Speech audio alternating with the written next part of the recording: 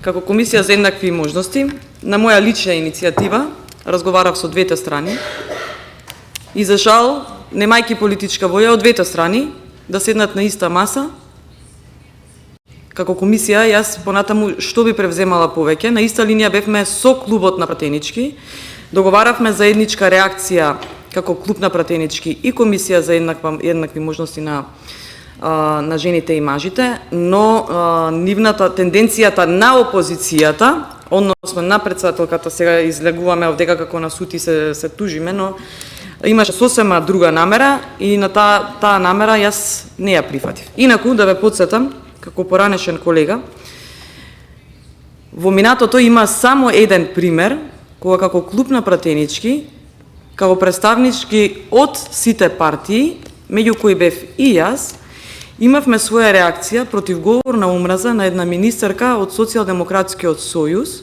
значи да речем од опонентот од политичката опција која што јас сум одлучила.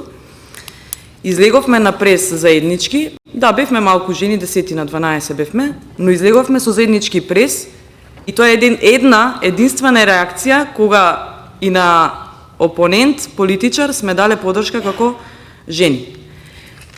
Ве враќам на првиот момент што го кажав. Политичка волја и консензус. Тоа е нешто што го укажав во овој мандат, кога почнавме да работиме. Не знам дали знаете, дека касневме 7 месеци со конституирање на клубот на пратенички, затоа што немаше волја од страна на опонентите да го конституираат. Откако истрпивме низа критики од ОПСЕ и други организации, реагирав повторно на лична иницијатива, никој воопшто не ни знаел кога сум реагирала, и го конституиравме клубот на пратенички. Значи, не е само прашањето дали што сме направиле како комисија.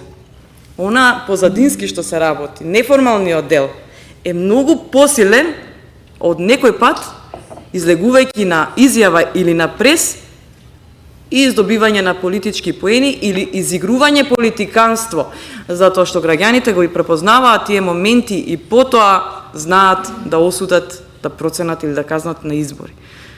Така да, тоа е мојот одговор кон вас. Благодарам.